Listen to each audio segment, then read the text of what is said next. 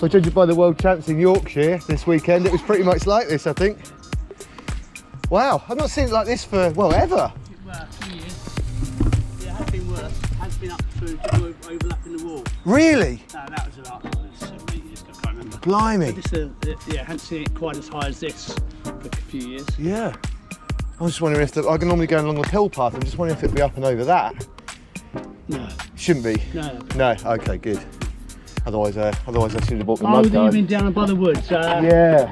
On the flatter bits it could be, but I guess I'll have to just chance my arm and give it a go. Oh well. Keep going. Yeah. I know. That's it, isn't it? Just... You see it. Yeah. Yeah. So. It's just a neat tide. Is that all it is? Spring tide. Yeah. Wow.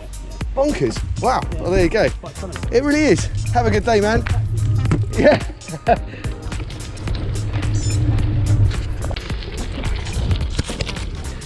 So this is the start of what they call the pill path. Rides along the River Avon. I'm going to do a video on this at some point because it's an amazing place. But I just wanted to kind of have a bit of a Captain's Vlogs supplemental. Trekkie's out. I'm not a Trekkie. Couldn't stand Star Trek. On yesterday's pretty grumpy video, I apologise about that. But I'm on my way into work now along the Pill Path, which is a fantastic ride alongside the River Avon, which is flooded. I've just come through Pill, and most of Pill is actually flooded today on a spring tide. So I don't know if I'm actually going to make it along this path. We'll have to see. I'm riding like a bit of a wuss today because it's been ages since I've ridden off-road. But we'll just have to see kind of how I get on. Anyway, let's see if it's flooded. Oh boy, it's really high. And this is the high part of the path, so I'm pretty certain it's going to be underwater by the time I get down to the lower section. We have, I've said it before in these videos, but we have the second highest tidal range in the world in Cleveland after Newfoundland. It's insanely high and insanely fast and very dangerous. So when we get these spring tides, well, this is what happens. Morning. I suspect I'm going to get a bit wet further along. There you are. Give it a go. Brilliant. Thanks, mate. Have a good day.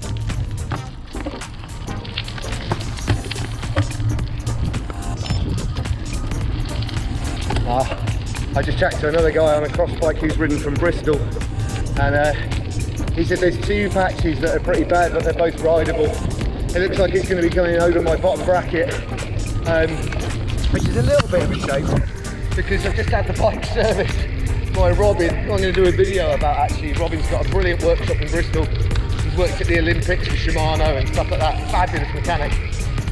Just had my bike serviced by him, and now I'm going to put it through 2 feet of water. But still, I did say that I was going to practice my cross bike stuff, but this is unprecedented for me. I've ridden along here a lot, but it feels like I'm in a completely different place in the world. And if I was to take a tumble off here, I would, I'd be in the River Avon. This is bonkers. Right, I've got a feeling that it's not going to be far from here, because when it drops round to the right, it drops down quite significantly. So this is it. This is the right hand. I've got a feeling. Oh no, sorry. This is the left bend leading to the right hander. I should suspect I won't be seeing many other bike riders along here. Right, this is a bit I think is going to go. Yeah, here we go. Jesus, I can't actually see the bar. Oh, that's not too bad. It's quite short. Oh, so far so good. Right, let's get his gearing sorted. And then, oh my word, I can't actually see the path. So I'm now riding in the River Avon, not alongside the River Avon, which was the plan. Shit the bird! This is mental! Look how low it is! Oh, it's well up over my feet. Oh, my bottom bracket's going to need a complete strip down. I don't know if you can see how deep this is, but this is completely insane. Oh my word. It's up over my feet. It's well up over the bottom bracket. In fact, it's by the bottom neck. It's by the front neck, I should say. I'm having to stay as far to the right as I can because I don't know where the bloody path is. Oh, this is bonkers. I must be out of my mind, and I'm going to mess up my bearings, and I doubt the power tap is going to survive this. Oh, you think you had it bad in Yorkshire for the World Champs? I give you the River Avon on a neat tide. Woo! Oh, this is the lowest bit. It's up over my bottle cage now. Jeez. Well, I'm out, I'm free. Oh my God. That was completely insane. Well, that was not what I was expecting.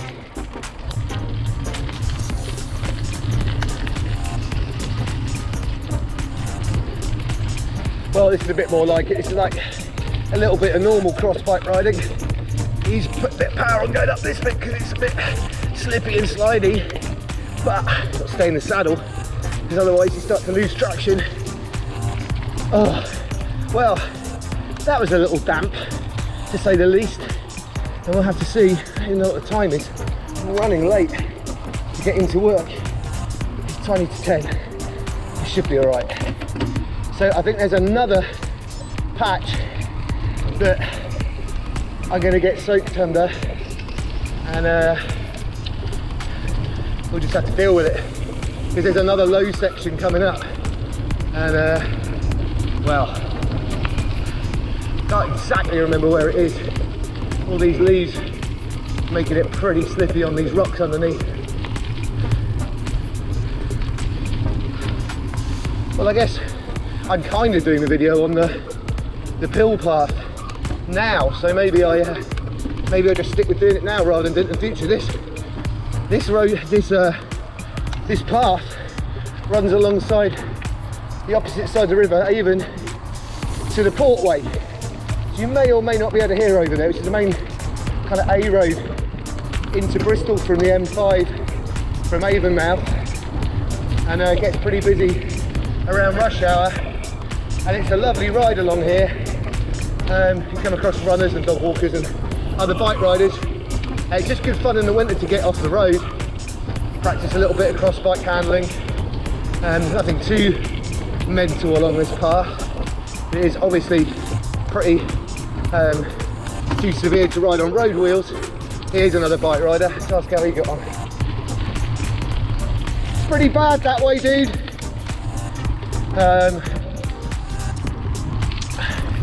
So anyway, yeah, this is the pill path, and it runs alongside the Avon Gorge, goes underneath the suspension bridge and drops you into Bristol, and it's a really good way of getting into town if you live in Portishead or Clevedon, either by bike or by foot, by running. And as my distance starts to improve in my running, my intention will be to get my backside from Clevedon into Bristol along here, and maybe once a month into work for a long run. It just takes over a couple of hours. So I don't know if I'm going to hit any other really wet deep patches of water, because I don't think there are any main bits. So it stays like this another couple of miles, and maybe a mile and a half until we get under the suspension bridge. This also used to be the run route for the Bristol Triathlon, which those of you that watch this regularly will know it's my favourite race of all time, and pretty gutted it doesn't run anymore because it made it pretty unique.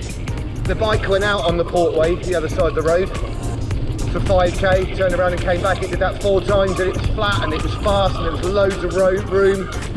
I need to get over this side. And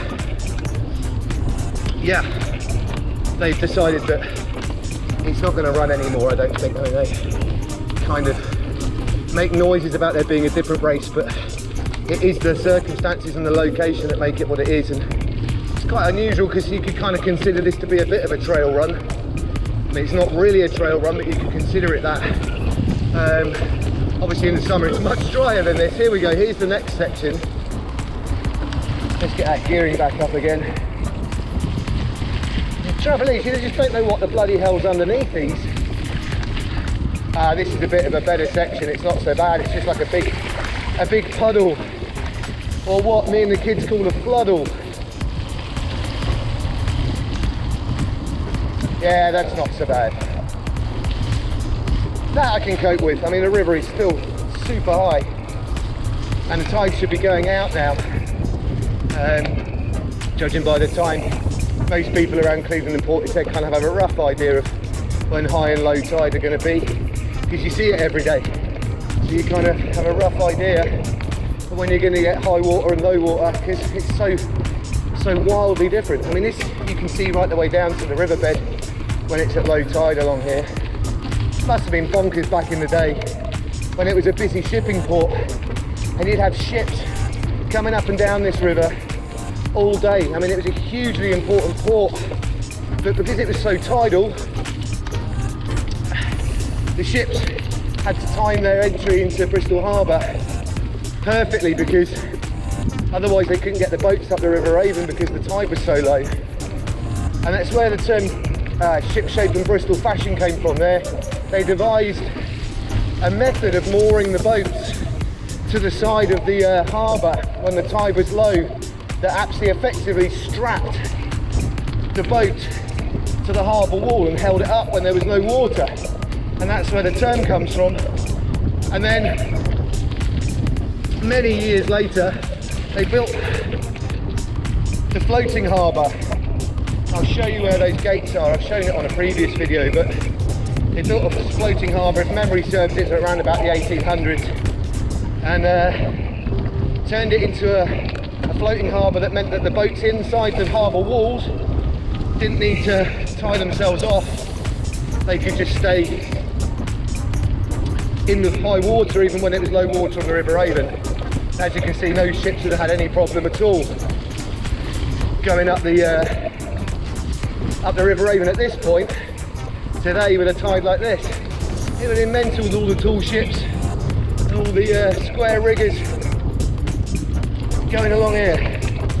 Crazy. And not far from the Clifton suspension bridge now, and there's another football. Oh my god, never seen so many bits of detritus in the water. I suppose it's all just been lifted off of the land and dumped into the river.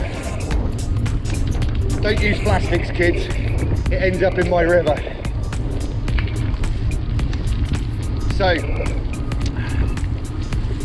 now we get to head up and over a little gravel lump. Oh, one bit I haven't spoken about is the railway line that runs to the right here. I think there's a bit where you'll be able to see it in a minute. There's a railway line that runs out to Severn Beach. No, it doesn't. It runs out to Avonmouth, I think. But they're trying to revive it to get a train line to Portishead, which would be amazing. It's just up here on the right hand side here. And the train tracks are still there, and I think some trains still run the service occasionally, but it's very rare that you see or hear one. It's a shame. In the distance there you can see the suspension bridge, Isambard Brunel's bridge. Incredible structure. The first thing I ever visited in Bristol in 1987, before I moved here. Came here with a primary school trip. Blew my mind. Absolutely blew my mind up there. Definitely. Alright mate, nice day for it. Absolutely blew my mind going up there. Fantastic structure that suspends between those two structures at either end. It's just effectively metal strings that hold the middle of the bridge up, and you can really feel it move. Did a time lapse of it on another video some time back. I'll just fucking find it, I'll try and link to it. Really moves around a lot. But that's what keeps it where it lives. So anyway, they're sort of heading towards the end of the Pill Path now. Good morning. She couldn't hear me, she was listening to her tunes, mate, innit? No blame-o, all you can hear out here is bloody cars over in the portway. So yeah, we're coming to the end of the pill path now, really, coming into Bristol. A few more pedal strokes and we'll be underneath the suspension bridge. You can kind of see all the bridges that just gone past on the right there, another bridge that takes you up to Lee Woods, and underneath the railway line.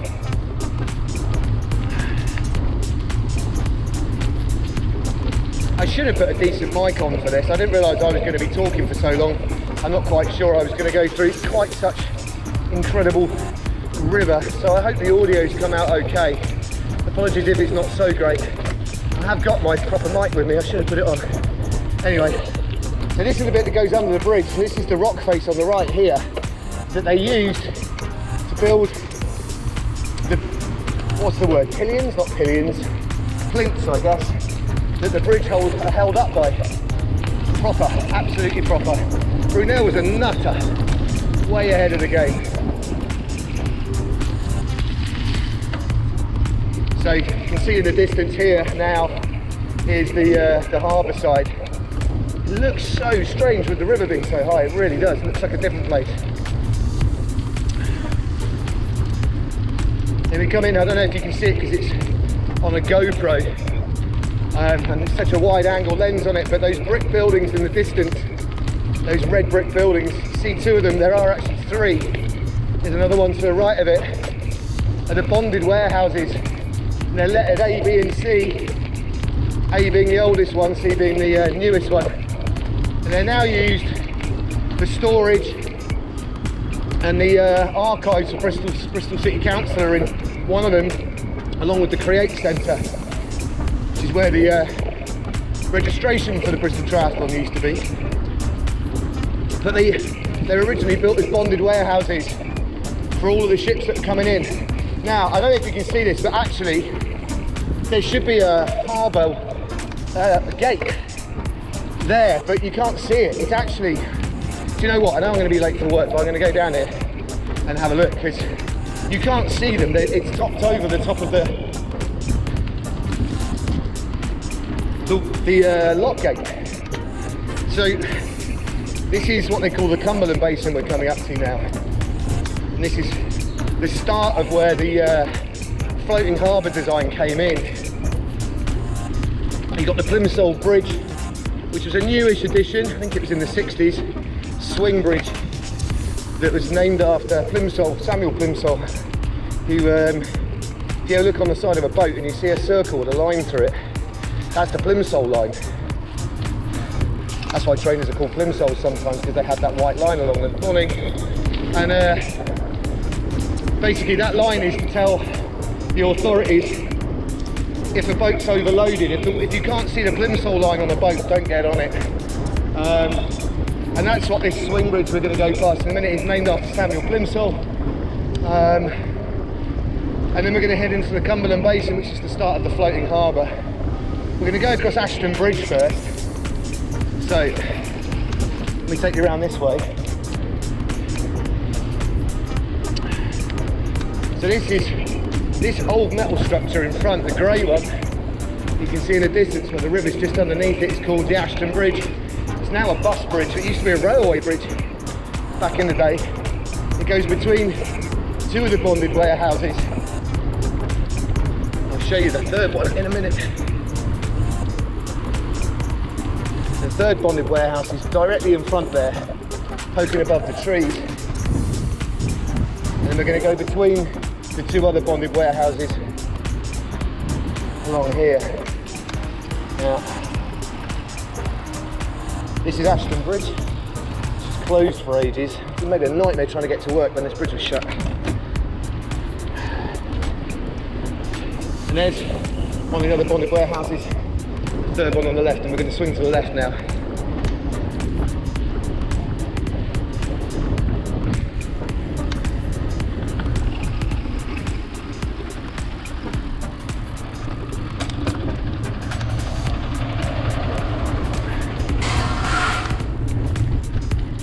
So this is where the Create Centre is, where they keep the Bristol archives. We're going to go past VW Cycles. If you're ever in Bristol and you're looking for a good bike shop to visit, VW are fantastic.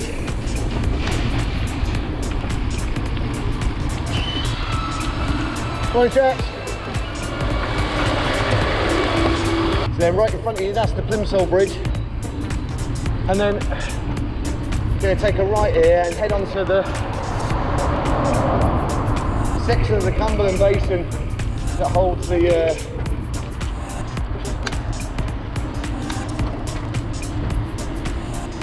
lock gate to show you just how high it is. Yeah, look, it's just topping over the lock gate. Look at that. Crazy, crazy.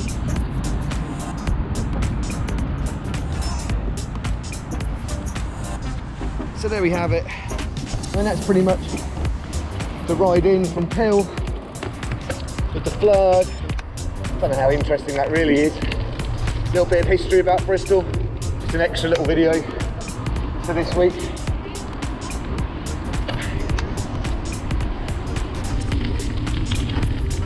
So it's about 4 hours later now. I'm on my way back home. I know, it's a short day. But this was the bit where I was about a foot underwater in the early bit of the video, this long straight where I was having to ride all the way on this side because I couldn't tell where the edge was. I don't know if you can see the difference really, but this isn't even at fully low tide now. It's still got another couple of hours to get to completely low tide, but it's the river is way down there. I'm not sure if you can actually see it at all, but obviously earlier today it was right up over my bottle cage at this point. So there we are. What a bonkers old day. Oh yeah, I remember these posts earlier guiding me the way, keeping me out of trouble. It's a good job I didn't go off too far over to the right, because I would have ended up straight in the river and in a lot of trouble. Anyway, I hope you've enjoyed this short little trip into Bristol along the Pill Way. Hopefully if you come along here, you'll not have to put wellies on your bike. Have a good rest this week. Cheerio.